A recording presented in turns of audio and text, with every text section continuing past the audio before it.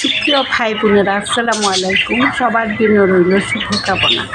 আজকের গল্পটি হলো রাত ভোর হলো।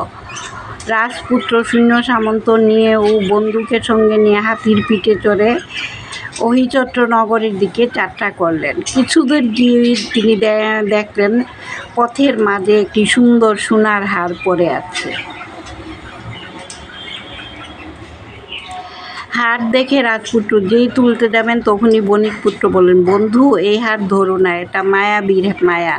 এখানে তো অনেক লোক আগে এসেছে, কেউ ধরেনি তো। রাজপুত্র বন্ধুর কথায় বিশ্বাস করে বিরত হলেন। কিছুদূর গিয়ে দেখতে পেলেন একটি গাছে অনেক আম ফলে আছে। রাজপুত্র সেই আম খেতে চাইলে বণিকপুত্র বললেন, অকালে পাকা এই আম খাওয়া উচিত নয়। রাজপুত্র এবারও নিবৃত্ত হলেন। যথাসময়ে সকলে অহিচট্র নগরে গিয়ে পৌঁছল। ধুমধাম করে বিয়ে হয়ে গেল।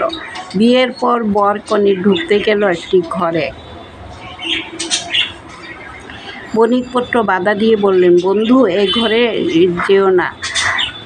তার আচরণে বিস্মিত হয়ে রাজপুত্র যা হোক তাদের অন্য ঘরে নিয়ে যাওয়া হলো।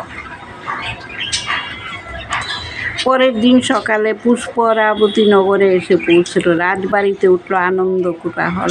রাত্রিবেলা বর বধূকে সুসজ্জিত করে ঘরের নতুন বিছানায় শয়ন করতে দেওয়া হলো। বণিকপুত্র গোপনে সেই ঘরে গিয়ে লুকিয়ে রইলেন। বিছানায় শুতে গিয়ে রাজপুত্রের শুরু হলো হাসি।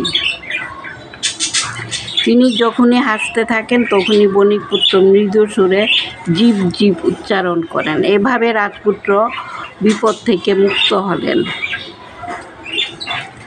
কিন্তু তাতে আর এক বিপদ দেখা দিল। সকালবেলা বণিকপুত্র ঘর থেকে বেরিয়ে আসার সময় রাজপুত্র তাকে দেখতে পেলেন। তখন তার মনে সন্দেহ জাগল। তিনি বণিকপুত্রকে বেঁধে কারাগারে রাখার জন্য রক্ষীদের নির্দেশ দিলেন। রাজার আদেশে বণিকপুত্রকে বধ্যভূমিতে নিয়ে যাওয়া হলো। বণিকপুত্র বললেন, আমাকে একবার রাজপুত্রের কাছে নিয়ে চলো,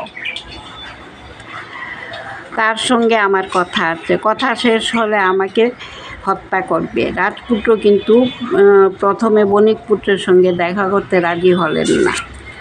মন্ত্রীদের অনুরোধে শেষে রাজি হলেন। বণিকপুত্রকে রাজদরবারে নিয়ে আসা হলো। সকলের সামনেই বণিকপুত্র খেচুড়িদের অভিশাপের কথা বলতে লাগলেন। রাজপুত্র দেখলেন সব কথাই ঘটনার সঙ্গে মিলে যাচ্ছে।